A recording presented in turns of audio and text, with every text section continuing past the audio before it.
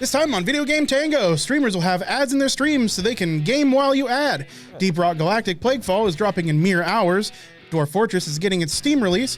We also check out Blight Survival, and as it turns out, the most efficient way to play Overwatch 2 is to play World of Warcraft. Nick here. Remember when you would help your younger brother in that level in Mario, Pepsi Cola Hills? Well, their children will. Hi, I'm Josh. I'm so disappointed with Overwatch 2, I'm going to make my own that has hookers and loot boxes. And I'm Andy, and this is Video Game Tango. Hey! Oh! Noises of greeting. Well, that was pretty good. That's going to We vibrate the did a shit whole out of my thing. car. Yes. Yeah, oh my God. Car vibbles. So, I want to start out with some news What about happened? ads. Oh, Yeah. Let's talk about ads for a minute, guys. not actual ads. Keep listening. No, they're, yeah. full-blown? You broke my brain. Like full-blown ads? Yes, like full-blown ads. So, New World, developed by Amazon. Mm-hmm. Oh, yeah, that game. Twitch, owned by Amazon, has figured out a clever way of doing relatively uninvasive advertising for itself in what I think is a very interesting way. Now, the video quality here sucks. Thank you, Twitter Video. But this is the best I have so far. So what we're looking at here is we're going to watch this video of this guy playing New World, and I'll describe it to chat or to the listeners. So this guy just is running through a town. You know, nothing weird there. And he starts looking at his second monitor to kind of confirm what he thought he's seen. What he has seen is an ad on a building in game. Now, the reason he has to look at his second monitor is because that advertisement on this building only shows up in the Twitch stream and not in the game. So as he's playing the game, he is not subject to these advertisements being shown. But in the Twitch player, these ads are being displayed for the viewers. This ad is for Return to Eternum, a special event happening here for New World in, I think it's this week. And it's a really small ad. It's just like on the side of a building, and it's like poster sized in game. The tech here, I think, is the interesting portion of this. So this tech has been developed by a company called 4D Sight.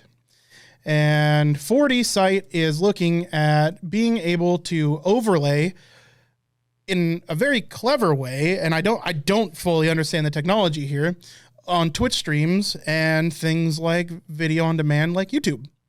So right here what we're watching is a player doing showing his Counter-Strike gameplay, and from in his Counter-Strike gameplay, he sees a massive Microsoft logo where there was none in his original capture. So this is being overlaid by the Twitch media player.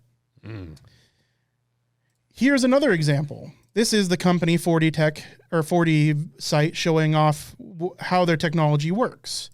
So on the left screen here, we have the actual guy playing the game. On the right, inside the Twitch media player, we're seeing the advertisement like put on the side of a building.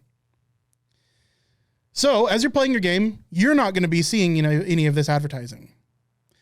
But as a Twitch stream or as a Twitch viewer, you will start seeing this increasingly more inside of a streamer's stream live. So yeah, it's interesting, and I don't know how to feel about it. In one way, I'm thinking, okay, this does seem like a better option than having to wait through 30-second, 2-minute ads. They're going to do that too. In the middle of a live stream. But yeah, that's They're not going to get rid of that. Right. That's my thought, is that now we're going to be seeing these advertisements on our streams and also have to deal with the ads, right? So I figure that's probably what's going to happen. But the tech is really interesting. The tech is, sure, it's interesting, but somebody needs to have the good sense to drown this kitten in the river.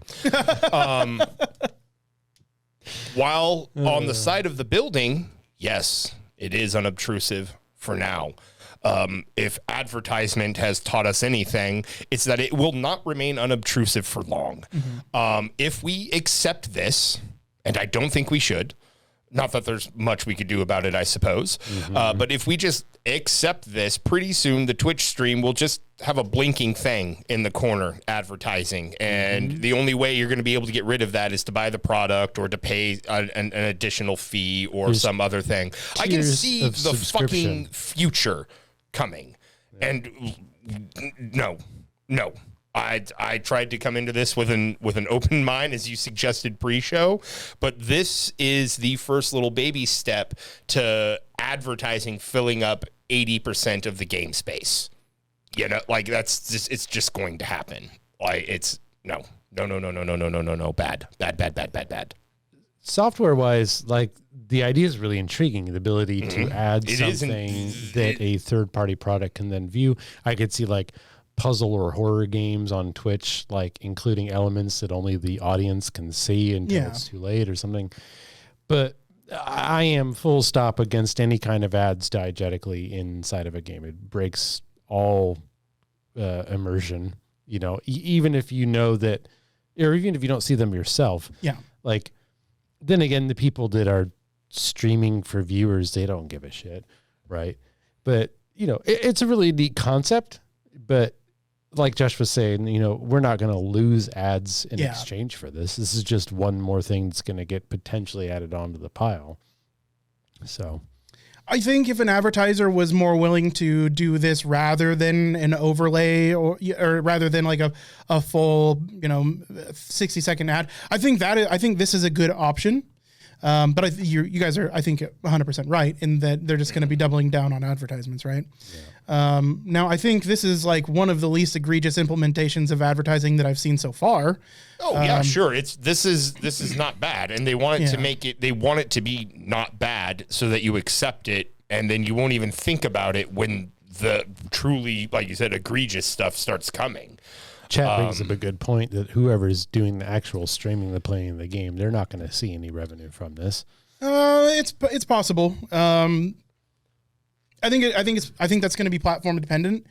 I could see them implementing as another strategy to not just make money for creators, obviously, but to bolster their platform. But I think that creators could potentially be getting a cut of this as well. I don't see any reason that they wouldn't. I don't see any reason how that would work. How do you just carte blanche give all your players a cut of the profits from your game? Well, it's not players. No, that's what I mean. This person streaming the game. Yeah. Just anybody who streams your game that has a viewership is going to get some amount of money you get from this ad. I mean, that's how ads work right now. Well, yeah, but how do they know how much money revenue they're going to get from this tiny poster on the side of a building? Like because that's predetermined. It's already paid. So the advertiser is already paid. They don't. So basically, it's split up already. So I don't think that this is going to be a difficult thing to implement to help pay creators. I think it's going to be only as difficult as the current advertising is.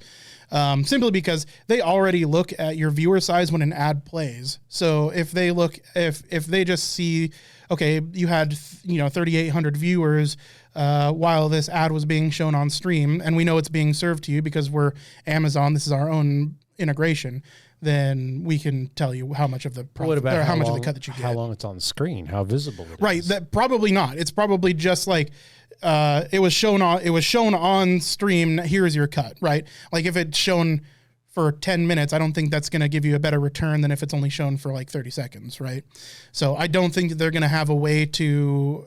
They probably do have a way to disseminate that. I don't think that they will like pay you more for the longer it's displayed on screen. I doubt that. I'm going to assume that the streamers themselves are not going to get any money because there's a chance that they miss it.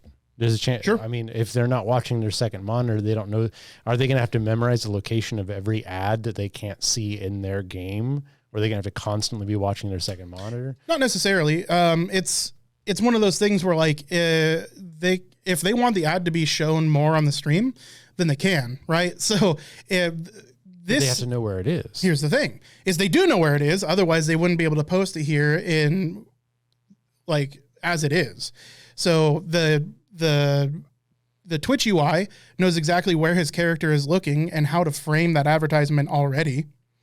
So it already knows that it's being seen, right? The streamer isn't going to have to do anything because the heart or the software, because the software can. So if that didn't get enough airtime, then they put that on another building, right? As he turns around, So it could be what I imagine it's going to be mostly as far as metrics: who sees it, how long, for how long, and how much they pay a creator for displaying the ad. I think that's going to be all, done in the background. Well, no, I hate it. I think it's awful.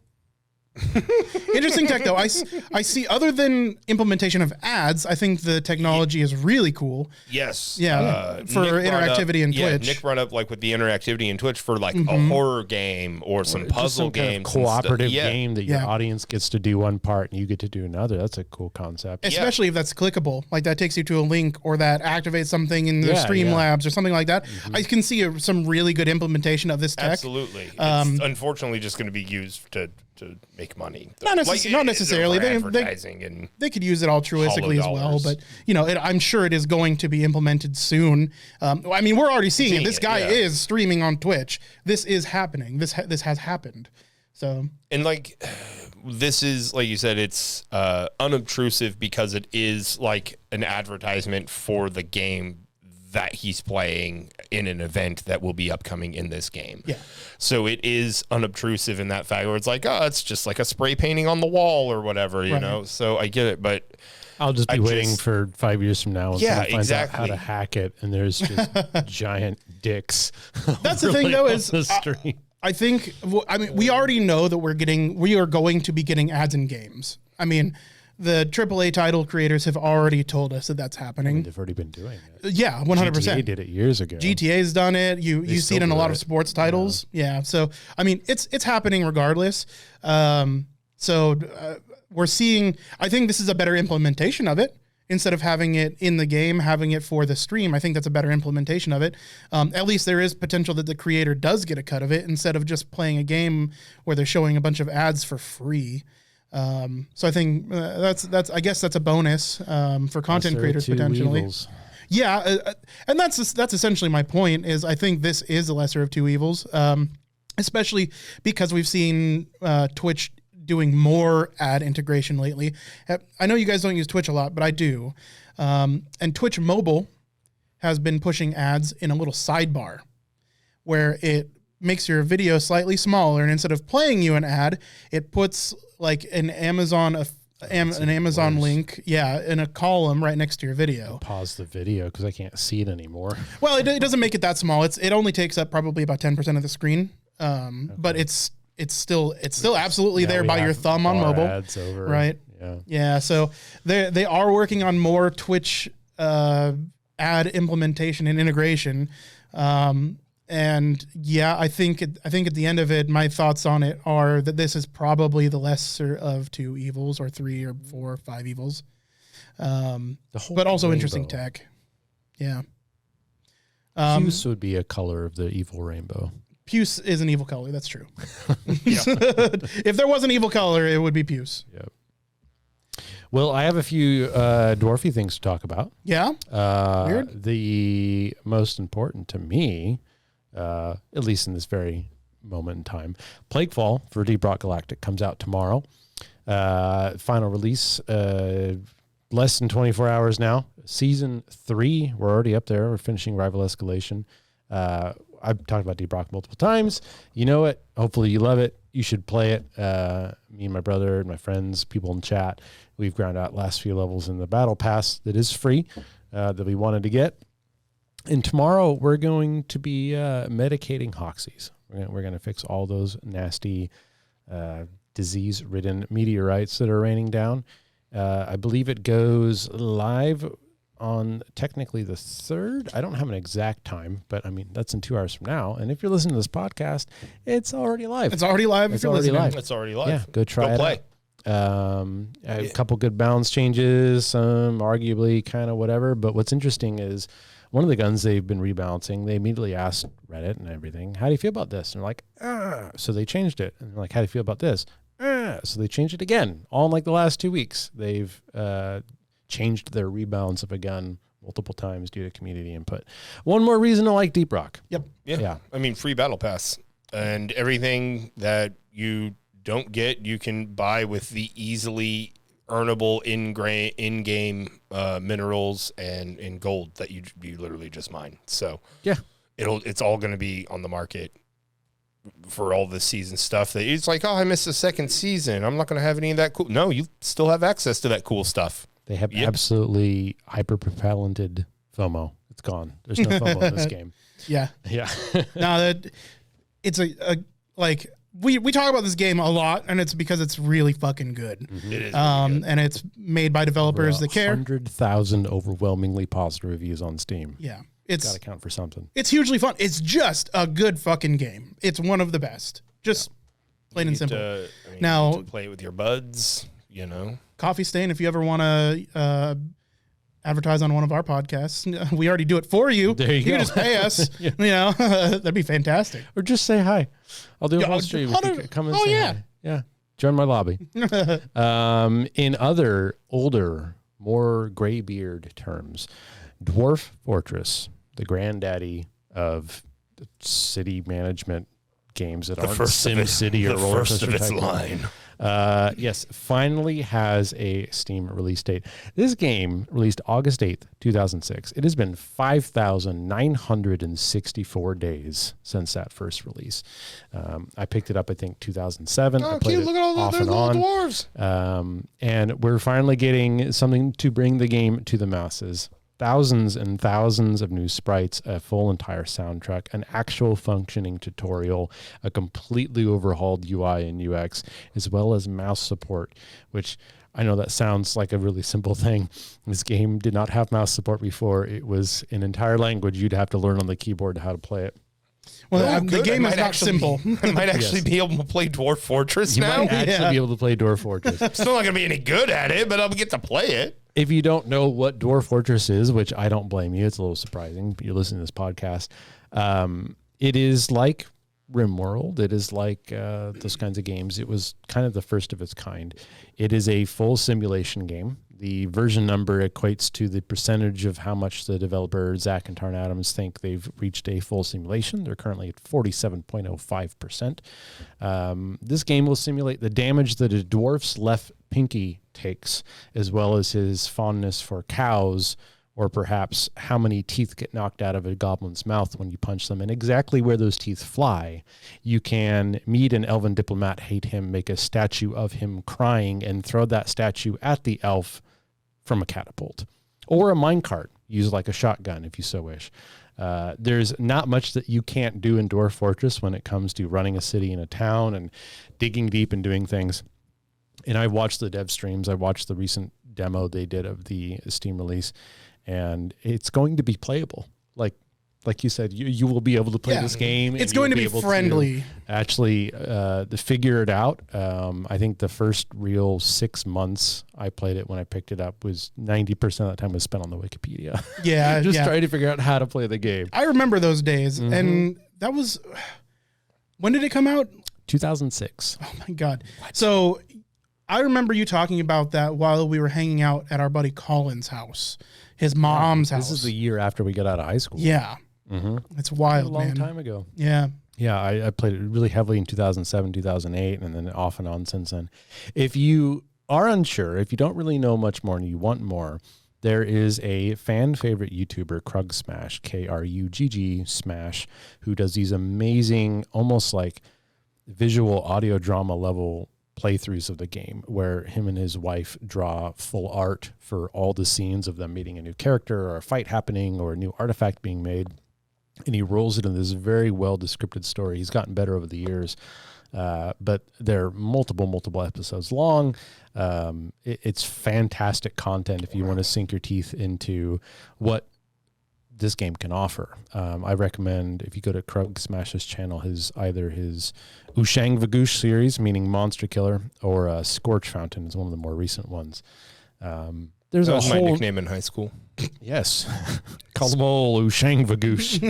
No, Scorch Fountain. Scorch Fountain. Yeah, even better. But no, whole narrative arcs. This game has so much procedural content that it tells its own stories without you even having to do it. And it'll surprise you every time you play it. Dude, the stories you've told me from Dwarf Fortress are just exactly. wild. Like just some of the anecdotes I've heard from the couple of people that do play the game in the group has made me want to play it, but it's just been so unattainable seeming. Like, right? Exactly. It's like this no, dude, you ain't gonna have fun playing this game. Not for months and months and months. But that looks good. Now you can do it. That looks my most favorite thing I ever did in Dwarf Fortress was I had a bit of enchanted fey land on my map, and I was able to fill my moat, not with water, not with lava, not with spikes, but with unicorns. I started a unicorn breeding program and filled them up with unicorns. They did not like goblins. It was the funniest thing and the most proud thing I've ever done in Dwarf Fortress. So what do you do? A bunch of angry magical horses. You fall in there, you're done. You're done. They got spikes. They're going to do stuff to you after you're done, too. Yes, sir. It's not going to be... Yep. So, dwarf news over. What do you have for us, Josh? So I have a wonderful little offering called Blight Survival. Now, this is from Heynear Studio. They're Icelandic, so I'm doing my best here. Heynear. Heynear. Now, this bad boy, it is a survival. It's a medieval survival game. And listeners, we are looking at it, and it's pretty. It's looks quite pretty for a first release kind of demo trailer. Right? This is their first foray into making a game as well. So this little studio here is putting out some power. Now, Blight is a 4-player co-op action horror roguelite. Boy, it's a lot of words. Set in an unforgiving no man's land between two desperate states at ceaseless war. Within this purgatory, a new strain of blight has sprung up, bringing us zombies and other monsters. So from when it's strengthened by the blood that has been spilled, it rapidly spreads, turning man into monster. As the nations bleed, chastened and paralyzed by the war, they call upon you and your kin. With offerings of coin, you may be the only ones to raise the blight. Now, that came right off their Steam page, guys. So they are very excited about this. And all of this fun stuff comes to us with, I'm going to say, modest system requirements here. Yeah. So you're going to need just a Windows 7. Intel Core i5 is going to be more than enough to play this game. 4,000 megabits of RAM. That doesn't seem like very much. Nope. That doesn't seem like a whole lot at all. And a NVIDIA GTX 670 to run this bad boy. Yeah. Now, it's a little mind-blowing how low those are. Now, you slide that right up against, I know we've been picking on it a little bit, but Rocksteady's DC, Kill Batman, or the Batman Knights game, Gotham Knights. There it is, finally. Kill Batman. Kill Batman. Batman's That's a much better title. Yep. Kill Just Dead. So just as, to set it up with it, oh, man, I am really excited about this game. Now, there's not a release date yet, but we have gameplay footage. So soon, hopefully. It's pre-alpha. Now, it seems like they did take one chunk that's really done, and they're showing that off. Yeah. But, the chunk that they show us looks pretty promising. If this is what the rest of the game looks like, the fact that our first trailer is gameplay. Yeah. Not cinematic. I think you said it was made by 2 people earlier. It's 4-player co-op. That's medieval horror Dark Souls. Like, this is like you're in the DMZ of the maybe Dark Ages or early Renaissance. Like, what a brilliant idea. Yeah. You know? Like semi-realistic Dark Souls concept. And I think we do get to see towards the end a little bit of co-op play here. But yeah, who knows how long it'll take this game to come out. Hopefully everything will go smoothly, but we just picked up on this today looking for stuff to talk about, and this is a diamond in the rough here. I'm excited to keep track of it. Yeah, honestly, my hopes are that this team is going to get some good investing after releasing this trailer, and they're going to be able to have a smooth dev transition into releasing a game. Because what I'm seeing right now, I want as soon as possible. Right. As long as it's done well. Yeah.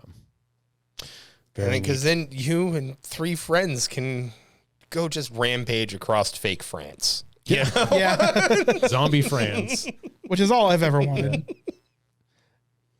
What's the oh, never mind. What do you got for us? So,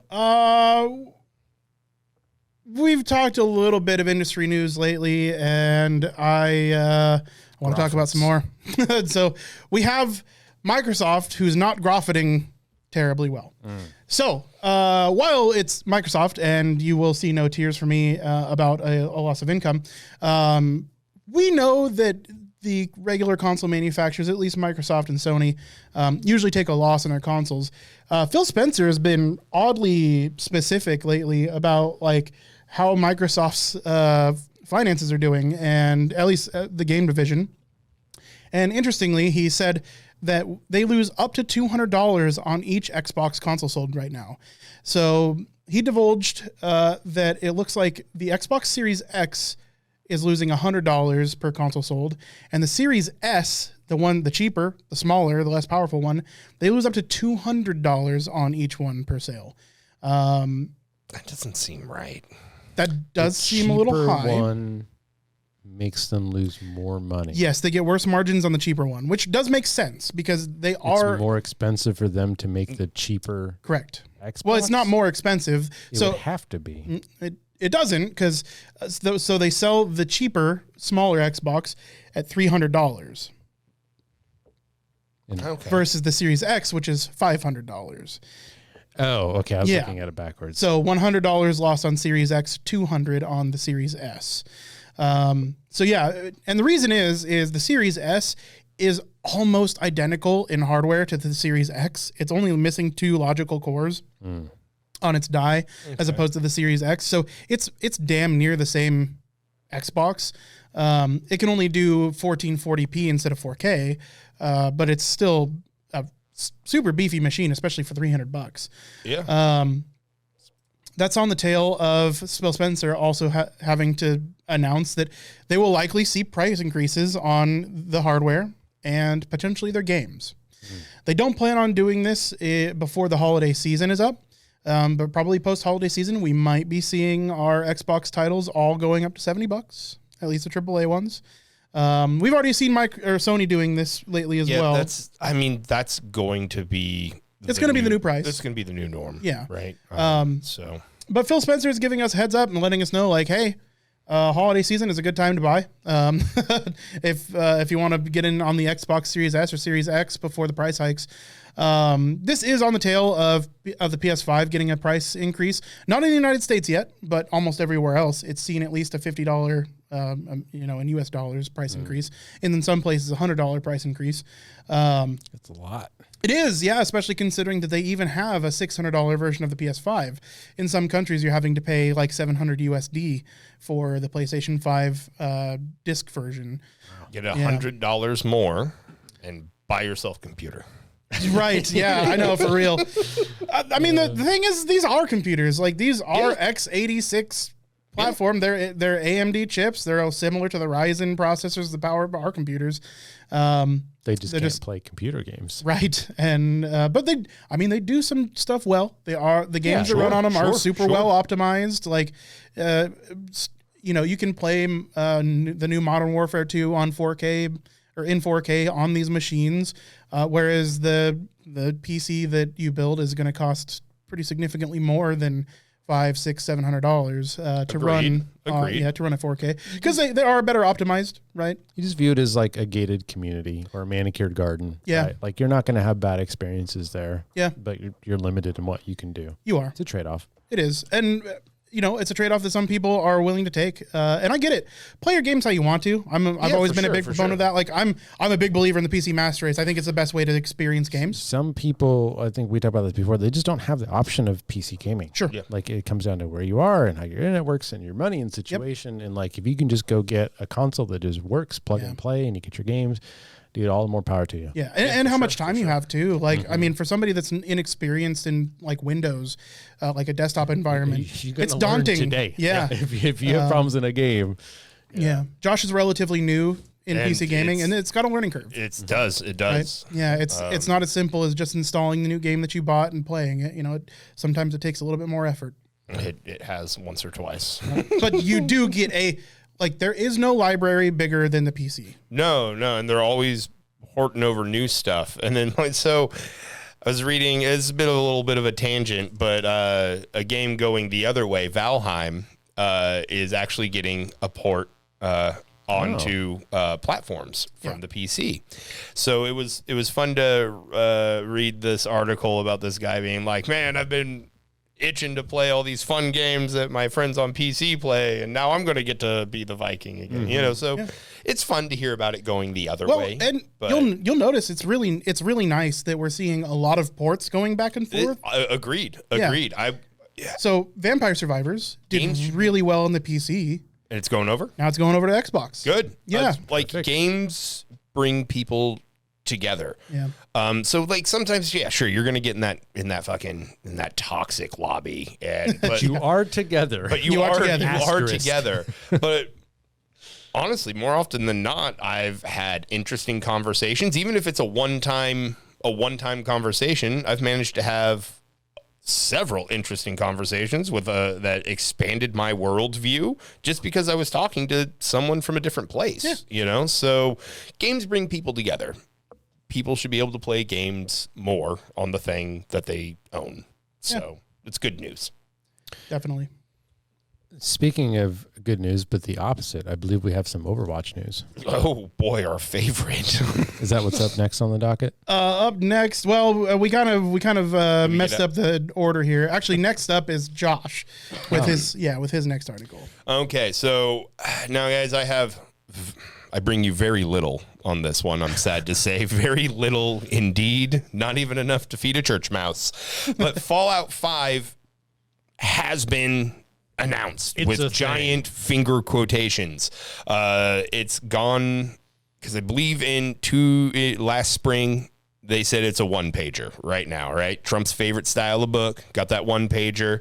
So just a basic outline. But now they're working on it next.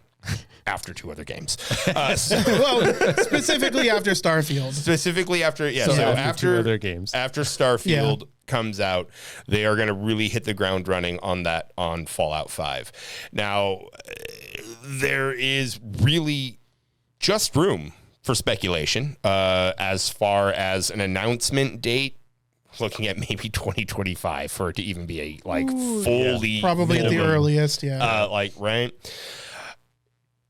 Now, we can probably say that because of the main, Fallout main titles have traditionally been single players, and Fallout 76, I feel like we can all agree, is an old piece of toilet paper used to wipe mini asses.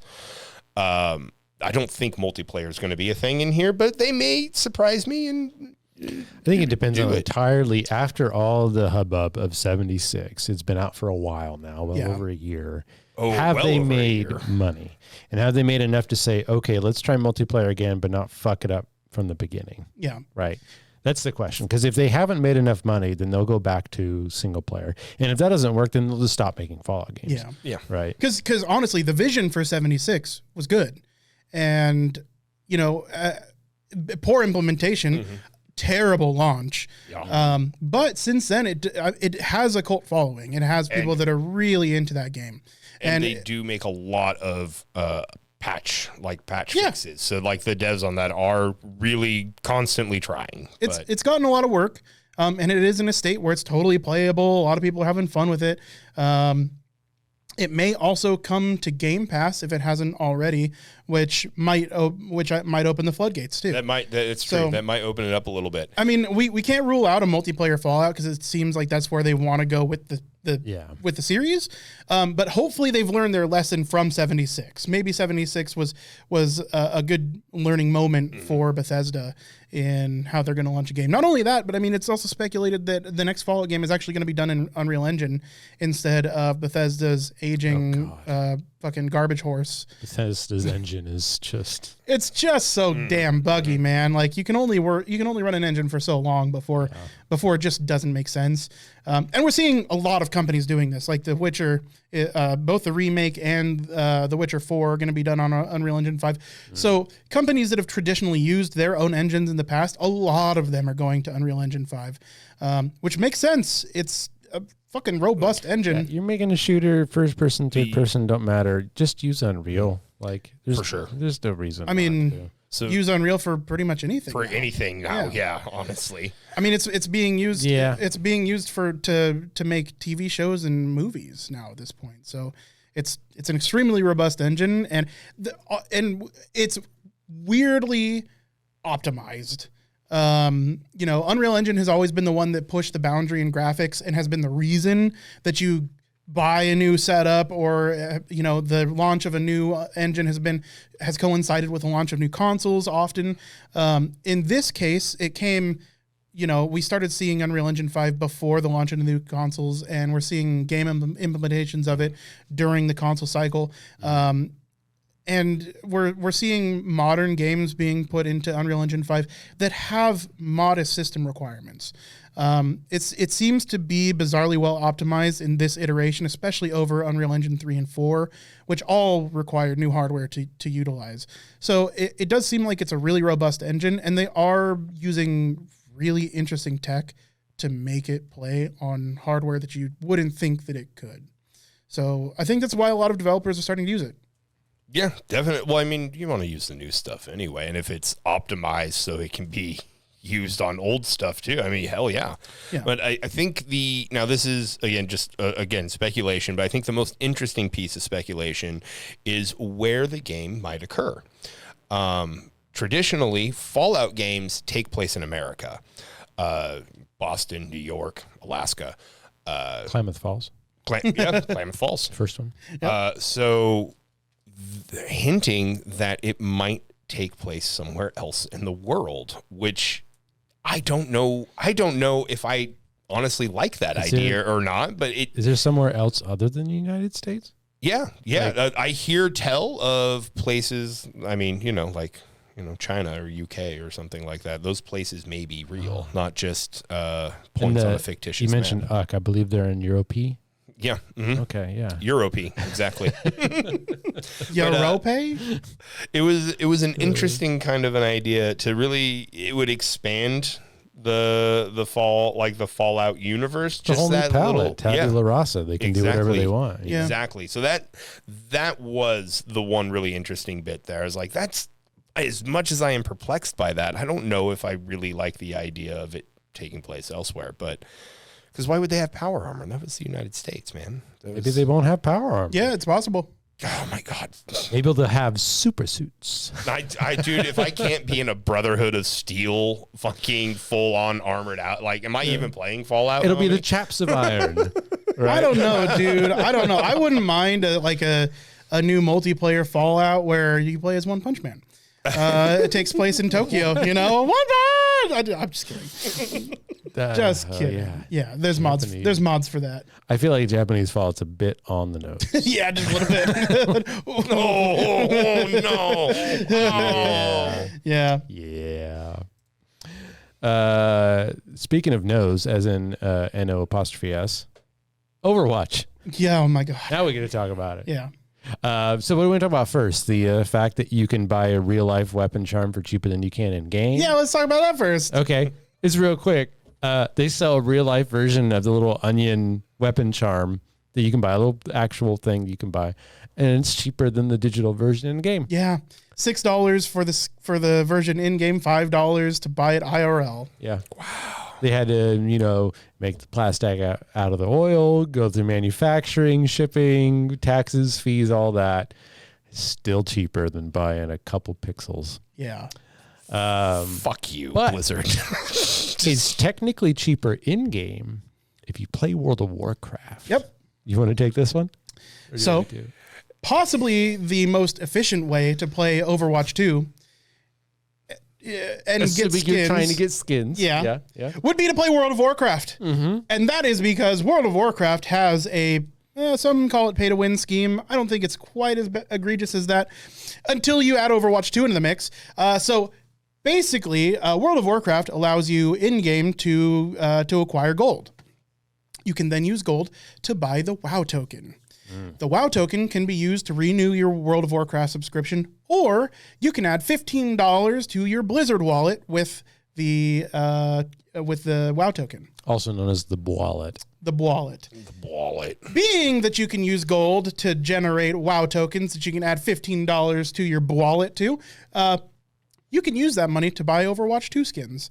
It will take you less time to unlock Overwatch 2 skins by grinding gold in World of Warcraft than it will to play Overwatch 2.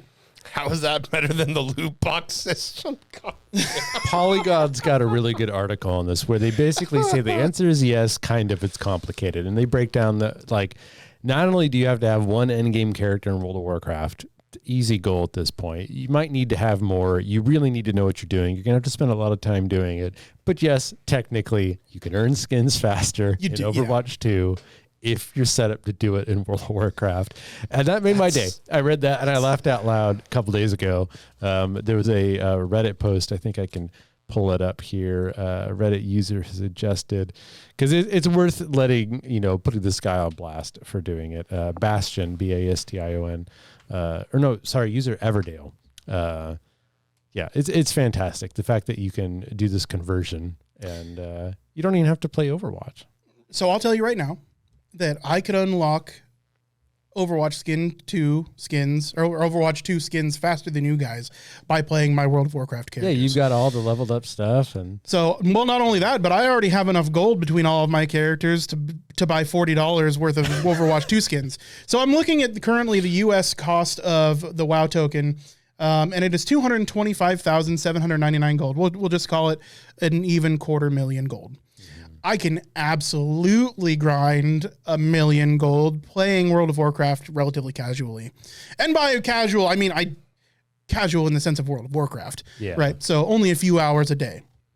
I could absolutely grind that much gold. Now, I would be using systems that have been in place for a long time. I am a long-time World of Warcraft player. I have multiple end game characters. I have all of the skills completed in World of Warcraft, all of the crafting and whatnot, all of the gold generation that is possible, I can do in World of Warcraft.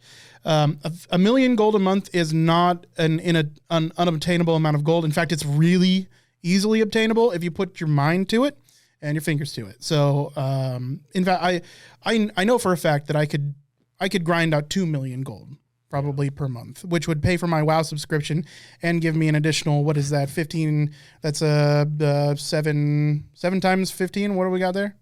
That much. $105. $105 that I could use in my wallet to buy Overwatch 2 skins. So, yeah, so 100%. you can afford a new Mercy and Sigma skin. Perfect. You remember that pack of skins for, I think it was Kiriko, where they said it was on sale, but because they were technically bundling everything, and they said the sale was going to run out. Well, when they ended it, they just put the single skin on sale afterwards, just boning everybody who only wanted the skin who bought the pack. Of course. Of course. Yep. Well, I didn't want to bring it up today. I wasn't going to, but Blizzard also decided they were going to start selling a mount that's worth $3,000 because it comes from the old Hearthstone physical card game. Oh, it's no longer sold. So all those currently valued at $3,000. Bothered to get it in Hearthstone. Well, now it's going to be glutted. In order to get it, you have to pay for 1 year subscription of World of Warcraft. Oh, okay. Which is significantly less than $3,000, though. That's the thing. Is this mount is going from from insanely rare to now anybody can get it with. Here's the thing. It makes sense to buy your WoW time in bulk. Yeah. If you play World of Warcraft and if you plan to continue playing World of Warcraft. If you continue to play it. So for a lot of players that are like me, previous World of Warcraft addicts, they're absolutely going to be jumping on this. Like, why wouldn't they? Like, cancel your $15 a month subscription, pay the $150 it is for 12 months of World of Warcraft instead, and you get this mount that was previously worth $3,000 in one of the rarest mounts in the game. So, Sucks to be Blizzard those things. people who, I mean, you can't even say they got it quote unquote legitimately because they still had to pay money to get the damn thing and find the card in the pack, right? Yeah. It's not like it's an accomplishment. Oh, Blizzard. But it is one of those things where, like, some players will have spent $3,000 to complete their mount collection. Yeah. Oh, I'm with sure. that was the last mount they needed, man. Until they had the next one. Yeah, for their mount completion, and now suddenly everybody's got it. Well, it's kind of like when Rocket League, as an example, it relates really great. One of the rarest cars you could have had in Rocket League for a while was the titanium white Octane. Like people would straight up trade that car for 20, 30, 40,000 credits. Like, and that's, 20, 30, $40 in real life, and then one day it went out for sale on the market for a measly, like 800 credits. This article now. And everybody has a titanium white Octane. I have a titanium white Octane that I bought for $4. Because that's how much it costs in credits. Yeah. Remember this, listeners, when games talk about exclusivity, get this rare shit. This is the kind of stuff that happens. And then it's rare for a minute. Once they get all the people willing to, grind, spend the money, buy the packs, do all the things, then they'll just put it on for sale for everybody else. Bilk the money out of everybody else. Yeah. Yep. Yeah. So, speaking of other games that may or may not be awful, we don't know yet. Are you ready to talk about Atomic Heart? Yep. Okay. So, Atomic Heart, I don't know if we mentioned this on the podcast before. We talked about Atomic Heart a while ago during the Game Awards. I do believe it was 2018 when this was first showed, developer Munfish. This is a weird Soviet gory psychedelic first-person shooter that has some amazing trailers. Like I said, it's been on and off in the news since 2018. And they recently announced a official release date, February 21st, 2023. It's very bizarre. The trailer moves very quickly. You don't have a lot of time to tell exactly what's going on. You may also have the speed playing at faster than normal speed. I could be wrong. No. It's just very, very quick. Maybe they're trying to hide some things. I don't know. But it's very much in the vein of Doom and in the vein of Arcane's New Prey. And what was the game that the Dishonored people did recently? The Loop game. You know what I'm talking about. I do. Yeah.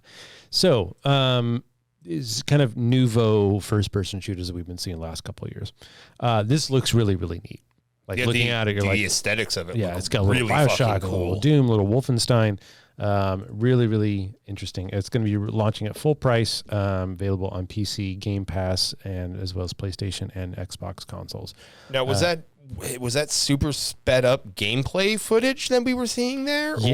Yeah, which was an interesting choice. Why are they speeding it up so fast? I'm wondering if that comes from IGN. This is a video posted by them, so it could have been. So that's as much as I knew going into this news article until I happened to read some more. Some Reddit threads led me down a bit of a rabbit hole, and it turns out that this game has a rocky history, to put it kindly. There's a lot of different sources. I wasn't able to collate them all in time, but what it amounts to, the Russian developer Munfisk, who's making this, has done pretty much everything wrong leading up to this point. At one point, this was a full VR game that was canned. At one point, they fired 12 of their 20 developers and had to restart the entire game from scratch. According to a translated Russian article, most of the people who worked on this were paid under the table so that they could be fired at any time. They were not allowed any paid vacations at all.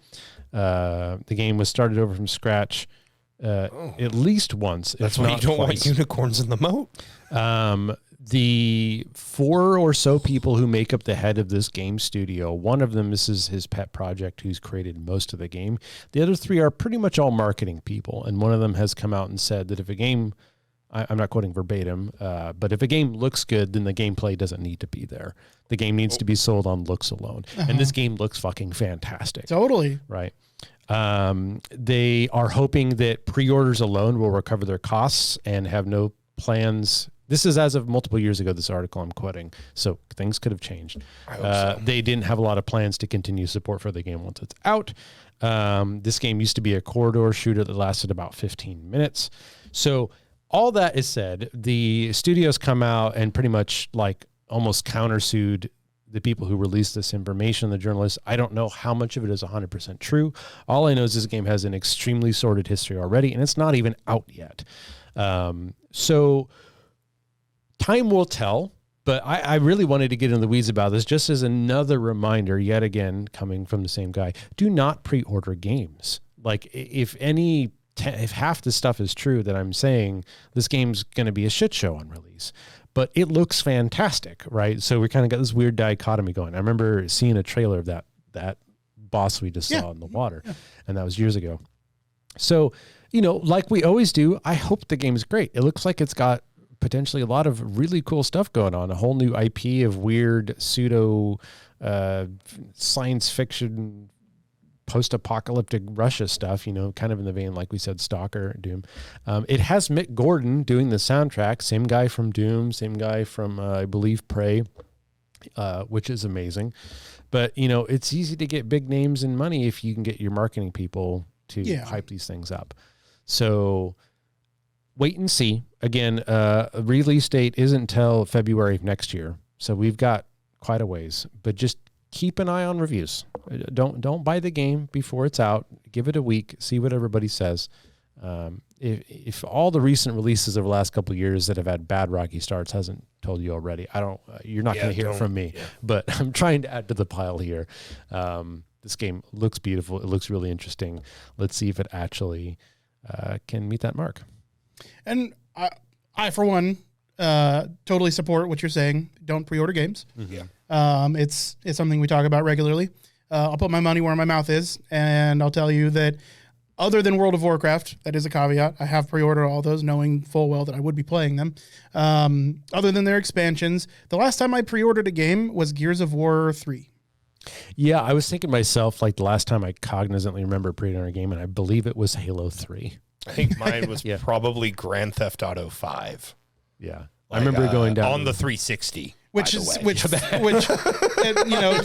Theft Auto 5 being as modern of a game as it is anymore. It's been around for fucking ages.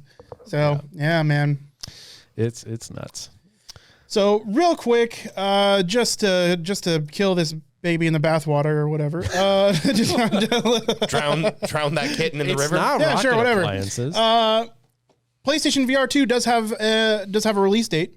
It's going to be February. Well, not a release date. It's going to be February 2023. They updated it. It's 22nd. February 22nd, 2023. And this is a release date? This is a release date. Okay. And it's like $500-something? It is $549. Yeah. And that's just for the VR That is just for the VR headset. That does not include the charging station for the controllers. However, those can be still charged with a cable. Okay. So you still have the option to charge them without the charging cradle. The charging cradle does allow you to charge both of them at the same time, which they don't give you the equipment to do that without the cradle. They can't afford to give you two charging cables in the box. So as far as VR goes, though, because I have been on a bit of a VR kick. I really want to get into VR, but it's a very expensive. Yeah, it's a preem. It's a preem purchase there. It is. Right now, the only one that really screams out to me that I want it is the Index, and that, as far as money goes, has an extreme barrier to entry. Whereas the PlayStation VR 2, even at $549, is the budget option, and for PS5 owners. It's going to be probably a really good option if the original PlayStation VR is any indicator. So, if you already have the PS5, then this is. Then we already know you're rich. Yeah. So go ahead and get the PSVR 2 as well. Just kidding, of course. PSVR 2 does officially have a release date. It's probably the most easily accessible VR headset that's going to be available in the next year or two. So I look forward to seeing what comes out on that guy. And it did take a pretty good leap in performance from the original PlayStation VR. especially in the sensors and cameras. So that's really cool. I'm glad to see that we have another competitor in the space. They have any specs on it? Like, is it going to be a see-through as well? No, it won't. It won't have any augmented reality. It won't be see-through. It'll have cameras that are used for positioning. But just there's no pass-through, so you won't be able to see outside of the goggles, even when you're wearing them or whatever. Like, you can't not that I know of now. No. So that isn't in the current announcement. I mean, it's totally possible that it does, but it's not part of the announcement. So, yeah, unfortunately, nobody has their hands on it yet. So we have yet to see. All we have right now is a release date and pricing. Okay. So, yeah. But yeah, I think that's going to be it for us tonight, gentlemen. Yeah. Yeah, I think we covered all our things. We sure did. Thank you, everybody, for watching and listening or watching.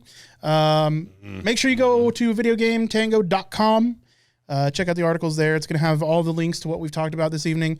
Make sure you check out Video Game Tango on the YouTube for the full edited video on demand. And remember, we're available on every podcast platform there is. And also here on that same Tango Tuesday night. So Wednesday night. I don't know what the days are.